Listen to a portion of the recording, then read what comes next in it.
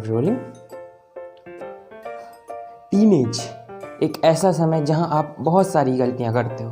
मैंने भी बहुत सारी गलतियां करी थी, पर लाइफ का नंबर 1 रूल पता है क्या है? आपको खुद ना गलतियां नहीं करनी चाहिए, आपको दूसरों की गलतियों से सीखना चाहिए। तो आप मेरी गलतियों से सीखिए। टीनेज आपकी लाइफ का एक ऐसा समय है जहां आप बहुत सारी चीज़ें डिस्कवर कर रहे हो, आप बहुत सारी नई चीज़ों के बारे में सीख रहे हो। आपके कम मार्क्स और एग्ज़ाम्स की टेंशन आपके भरी रहती है। आपका रोमांस सबसे पहले टीनेज में स्टार्ट होता है। आपके इश्यूज़ होते हैं, बॉडी इमेज इश्यूज़ होते हैं। अब मैं मोटा हूँ ज़्यादा, मैं पतला हूँ, मेरे पिंपल्स हैं, मेरी हाइट नहीं है उतनी। और इसके साथ साथ आप एक सबसे अमेजिंग लाइफ को जी रहे होते हो, क्योंकि टीनेज आपकी लाइफ का सबसे अमेजिंग फेज़ है जिसमें आप बहुत सारी चीज़ों के बारे में सीख रहे होते हो। तो इस वीडियो में आप मेरी गलतियों से सीखिए। क्या मैंने गलतियां करी थी जो आपको नहीं करनी चाहिए, जो मुझे उस टाइम पता होती, काश। ये आपके लिए है, the advice for the 14-year-old me. Teenage की पहली गलती, ये समाज और सोसाइटी की बहुत बुरी बात है कि हमें टीनेज में ही बोल दिया जाता है कि अपने करियर पे फोकस करो, अपने करियर के बारे में अभी से सोचने लगो। और उसमें हम ऐसा करते हैं कि हम रोमांस को नेग्लेक्ट कर देते हैं।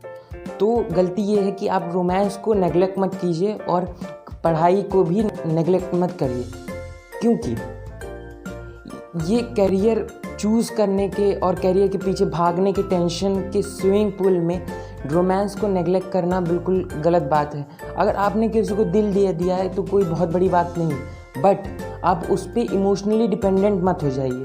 आप उस पर इतने डिपेंडेंट मत हो जाइए कि आपकी खुद की खुशी किसी और पे डिपेंड होने लगे, किसी और के खुश होने से आप खुश होने लगे। तो इतना इमोशनली डिपेंडेंट मत हो जाइए। Keep a balance between your career focus and romantic openness. Teenage की दूसरी गलती, बहुत सारे लोग फेलियर्स और हार्ट ब्रेक की वजह से टीनेज के दौरान डिप्रेशन में चले जाते हैं। अगर आपके मार्क्स कम आए हैं, उसको दिल में रख के हार नहीं माननी चाहिए। हाँ, उस पर फोकस करके उसको इम्प्रूव करने की कोशिश करनी चाहिए, लेकिन आपको हार मान के दिल में रख के वो चीज़ें नहीं करनी चाहिए, क्योंकि टीनेज आपकी लाइफ का एक जिम की तरीके है।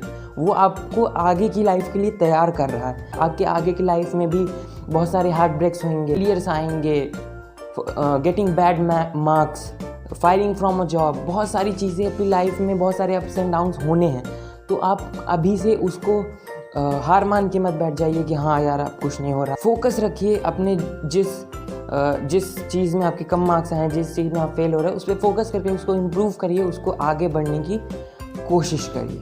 थर्ड मिस्टेक, टीनेज के दौरान बहुत से लोगों को लगता है कि हम कूल हो गए हैं, अब हमें पेरेंट्स या फैमिली के साथ टाइम बिताने की ज़रूरत नहीं है, हमें अच्छा नहीं लग रहा।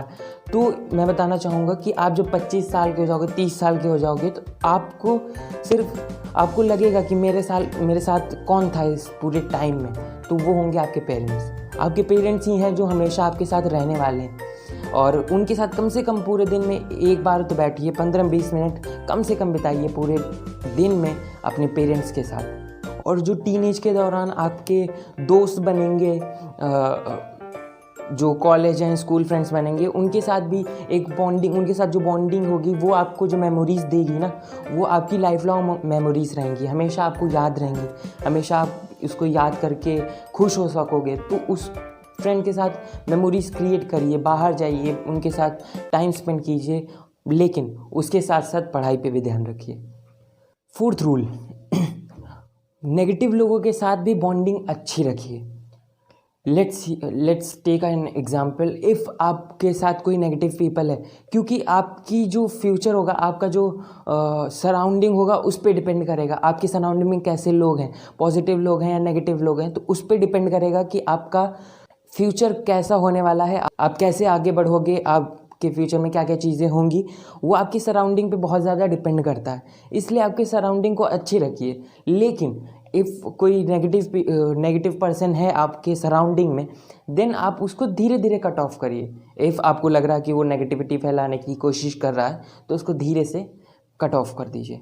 लेकिन उसको ऐसा नहीं लगना चाहिए कि आपने उसको सोसाइटी से ही एकदम अलग कर दिया है, वो एक नेगेटिव पर्सन है। तो उसके साथ भी बॉन्डिंग अच्छी रखिए, बट उसको धीरे धीरे कट ऑफ करिए अपनी लाइफ से। फिफ्थ रूल जो है वो है इनसिक्योरिटी। बहुत सारे टीनेजर्स तो छोड़ो, बहुत से लोग इनसिक्योर हैं अपने लुक्स को लेके, अपनी लाइफ को लेके, अपने अपीयरेंस को लेके कि मैं काला हूँ, मैं मोटा हूँ, मेरी हाइट ज़्यादा नहीं, मेरे पिंपल्स हैं, मैं अच्छा नहीं दिखता, मेरे में टैलेंट नहीं है कोई। तो ये सारी चीज़ों को लेके बहुत सारे लोग इनसिक्योर हैं।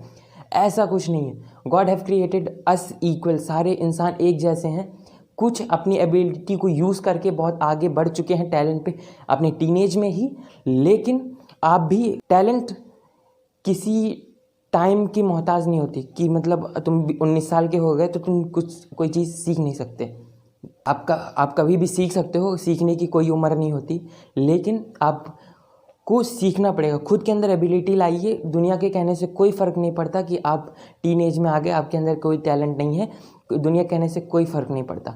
आप खुद सीखने की कोई उम्र नहीं होती, आप कभी भी सीख सकते हो। और इनसिक्योर मत होइए, क्योंकि गॉड ने सबको इक्वल बनाया है एंड हम सारे इक्वल हैं। हम सब के अंदर कोई ना कोई टैलेंट है, बस उसको पहचानने की ज़रूरत पड़ती है।